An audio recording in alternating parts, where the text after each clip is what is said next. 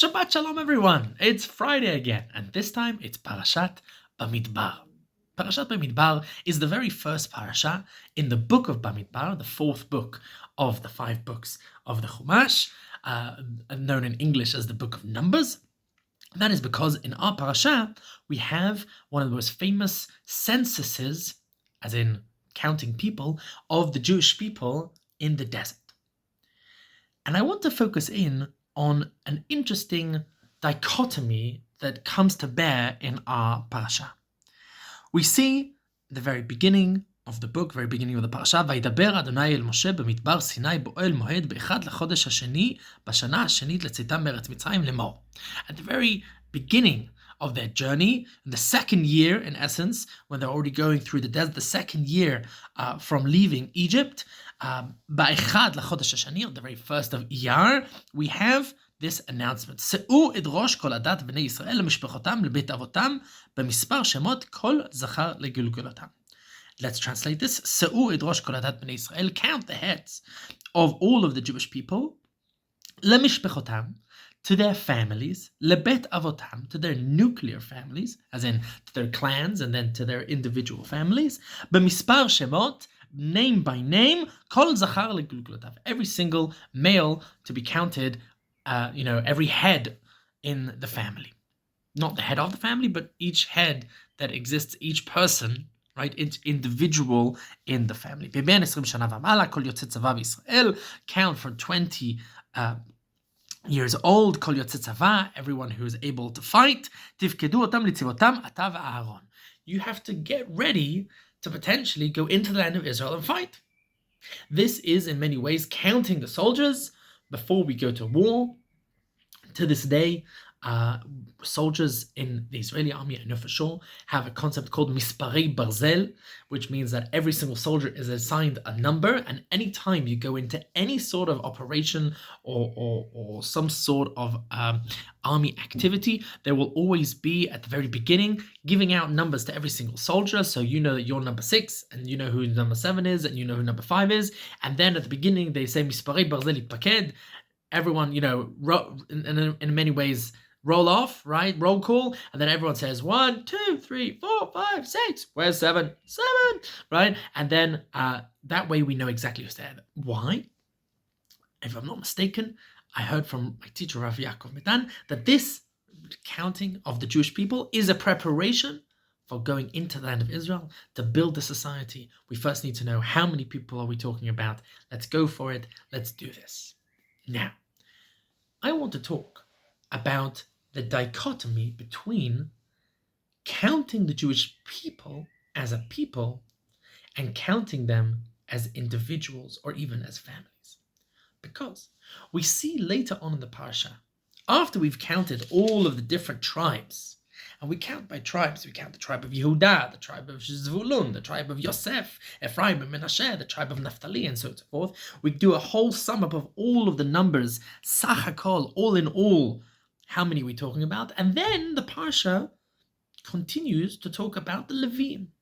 The Levim, the special tribe of Levi, who are in essence the tribe of the priests, the tribe of those who work in the Mishkan, who work in the tabernacle, who are in many ways the precursors of the rabbis. These are the people who are there to serve the religious needs of the Jewish people. They get counted separately. And fascinatingly, we see explicitly that they come to replace a very old institution that the Jewish people had been keeping until then. Until the Levim are put into place as the special holy tribe, the religious tribe, the tribe of worship, until then, that was something that was given to every Bechor.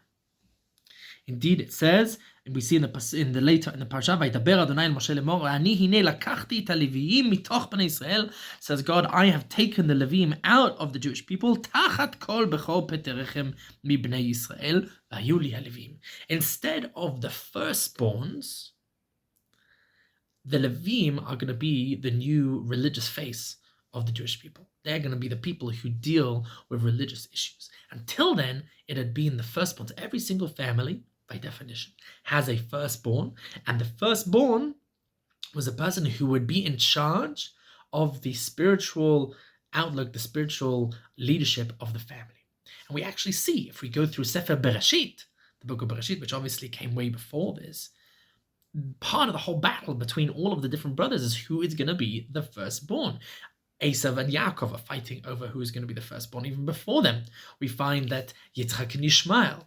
Later on, we find the whole battle between Yehuda and Yosef, in essence, is echoing this theme of who is going to be the firstborn, Ephraim and Menashe, who is born first, and so on and so forth. So this question of who is the firstborn, who is the chosen one, in essence, goes all the way back to Bereshit. One could even claim all the way to Cain and Hevel.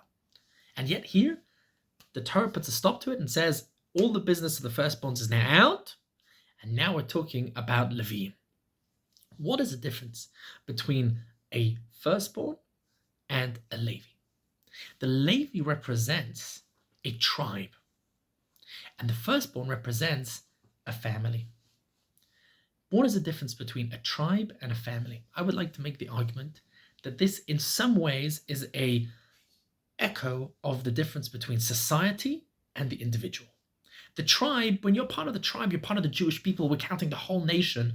That's part of a much, much larger, broader societal outlook.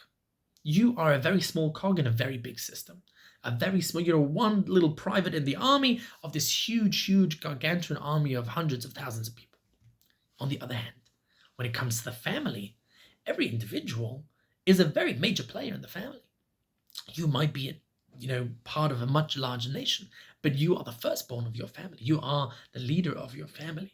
You are, in many ways, one of the major foundations, the pillars of your individual home, your individual family unit.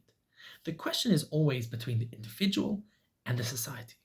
Are you a small cog in a big system or a big cog in a small system? Are you representing the individual to God? As we know from Rav Soloveitchik's works, The Lonely Man of Faith, right? From Heschel, right? Man in Search of God. Is this a personal relationship between you and Hashem, you as the Bechor standing with your whole family? Imagine the family Shabbos table, you, the Bechor, is standing there, the equivalent of making Kiddush and representing your individual nuclear family? Or are you part of a much broader societal kind of big, Mishkan, Har Sinai, big shofar and fire and smoke and korbanot, and that you are really not very important at all? This question, I think, is at the core of Jewish identity. On one hand, every single individual has a relationship with God. Every single individual has their own family nucleus. They are responsible for themselves, for their individual surroundings, for their religious, spiritual upkeep of their own soul and their own family dynamic.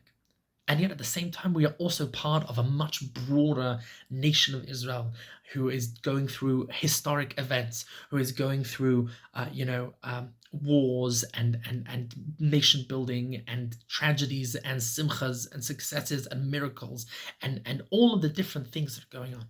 And we're constantly on that kind of tectonic plate between, on one hand, what about me? On the other hand, what about us? And I think that beautifully, whenever we're going through this period of the year, there's always a play on those two things. Mitzad Echad, for example, Yom HaZikaron, we often remember people who are very close to us. People go to visit the graves of their family members. People are reminded of their friends who fell in the war. It's very personal. And then we go to Yom HaAtzmaut, which is very national. We have elements of Shavuot as well, which are very personal. Each person takes upon themselves all Torah mitzvahs. Each person goes to Shavuos night and does their own individual learning, and yet at the same time, Kibu v'Kiblu, the idea of Ke'ish Echad Belev Echad, the Jewish people as a whole accepting Torah. There's always this dichotomy. And I think that as we're about to go through Sefer Bamidbar, which is in many ways the story of a journey, Rav Tzvi Yehuda Kook used to famously say that Sefer Bamidbar is the book of the adventure. adventure of the Jewish people traveling throughout history, traveling throughout the desert, throughout their hardships, throughout the successes. We'll have stories of Korach and Balak and Pinchas and all of the different ups and downs across the way. This is the story that in many ways takes us both as an individual, as a Bechor, and as a nation, as a tribe of Levi. Together, Bezrat Hashem, we can balance both of these two elements and hopefully grow in all ways together. Shabbat Shalom.